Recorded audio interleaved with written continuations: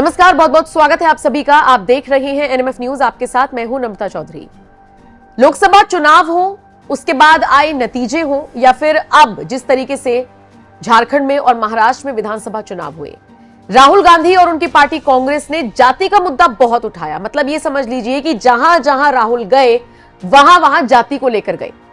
वो अलग बात है कि कुछ बड़े नेताओं ने उनसे उनकी जाति पूछी तो वो नहीं बता पाए, ना ही उन्होंने बताना उचित समझा।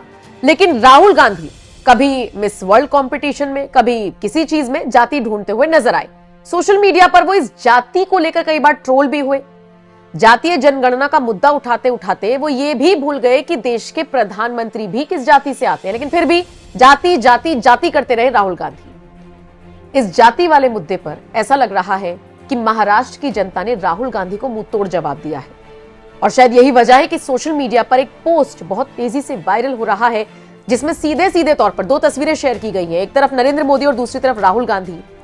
लिखा है, हिंदू जीत गया, जाति हार गई। एक रहने की सलाह, एक रहने का मैसेज बीजेपी नेताओं की तरफ से दिया जा रहा है।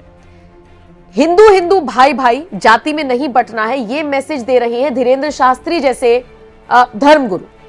लेकिन दूसरी तरफ राहुल गांधी और उनके समर्थक जातियों में बांटने की बात कर रहे हैं। डिवाइड एंड रूल, ये आप और हम बचपन से पढ़ते आए हैं। क्या कांग्रेस अभी भी इसी फिलॉसफी पर चल रही है? एक पक्ष कह रहा है कि आप एक रहिए, एक रहिए, एक रहिए, दूसरा पक्ष कह रहा है जातियों में बंटिए। लेकिन इस बार ऐसा लगता है कि महाराष्ट्र की जनता ने जातियों में बंटने के बजाय एक रहकर सेफ रहने का संकल्प लिया है। अब देखिए ना, महाराष्ट्र में जो मैंडेट सामने आया है वो ये बताने के लिए काफी है कि मौलाना नोमानी ने साफ तौर पर कहा कि आप एक साथ आ जाइए। वो किसको एक साथ लाने की बात कर रहे थे आप जानते हैं, लेकिन ऐसा लगता है कि वो लोग बटे हुए नजर आए और हिंदू एक हो गया। और शायद तभी तो बाल ठाकरे वाले महाराष्ट्र में हिंदुत्व के नाम पर इस बार वोट पड़ा और जबरदस्त चुनाव रहा। ये जबरदस्त नतीजे इसके आए हैं जो पूरे तरीके से महायुति के फेवर में गए।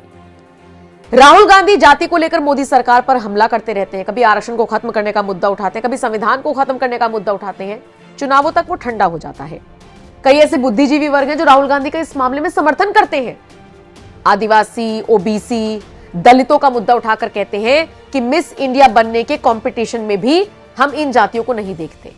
हालांकि राहुल गांधी कई बार अपने इस मुद्दे को लेकर ट्रोल भी होते हैं, लेकिन राहुल के ये बयान अक्सर हैरान करते हैं। आप सोचिए ना, अयोध्या में राम मंदिर के उद्घाटन पर भी राहुल गांधी ने कहा था कि मुझे इस बात का दुख है कि समारोह में दलित, आदिवासी और ओबीसी समुदाय के लोग ज्यादा संख्या में मौजूद नहीं थे। अब ये ज्यादा कम संख्या का क्या आंकलन है नहीं पता। हालांकि कुछ दिन बाद अनुराग ठाकुर ने बिना नाम लिए राहुल गांधी को जवाब दिया था। काफी हंगामा हुआ था। राहुल गांधी की जाति तक पूछ ली थी बिना नाम लिए, लेकिन इसको लेकर काफी बवाल हुआ था। कांग्रेस नेता सुप्रिया श्रीनेत ने तो अनुराग ठाकुर के बयान की खूब आलोचना की थी और कहा था कि आपकी जाति जानने में मुझे तनिक भी रुचि नहीं है, मगर अपने चरित्र का परिचय आप बार बार देते हैं, भड़काऊ भाषण देकर और सदन में राहुल गांधी की जाति पूछकर। आप ऐसा करते हैं क्योंकि आपकी पार्टी में यही आपकी उपयोगिता है। तो जाति को लेकर बवाल राहुल गांधी और कांग्रेस पार्टी की तरफ से किस तरीके से मचाया गया, ये मुझे आपको बताने की जरूरत नहीं है। लेकिन इस बार के चुनावों में मैंडेट साफ है कि हिंदुत्व को जिताया गया है, हिंदुत्व की विचारधारा को रखने वाली पार्टी को जिताया गया है, और उद्धव ठाकरे ने जिन सिद्धांतों के साथ समझौता किया वो उन्हें भारी पड़ गया। लोग कह रहे हैं कि उद्धव ठाकरे अगर अपने पिताजी की विरासत को सही तरीके से संभालते, कुर्सी की लालसा को छोड़कर एक आइडियोलॉजी को लेकर आगे चलते, जिस आइडियोलॉजी के साथ उनके पिताजी चला करते थे, तो मे बी उद्धव ठाकरे सरकार में हो सकते थे। लेकिन देखिए कितनी बुरी हालत हो गई। वो कहते हैं कि कंगना का श्राप लग गया, श्राप दिया था ना कंगना ने, लग गया। पालघर के साधुओं का श्राप लग गया उद्धव को। बहरहाल आप इस खबर को किस तरह से देखते हैं, कमेंट सेक्शन में अपनी राय हमें जरूर दीजिएगा।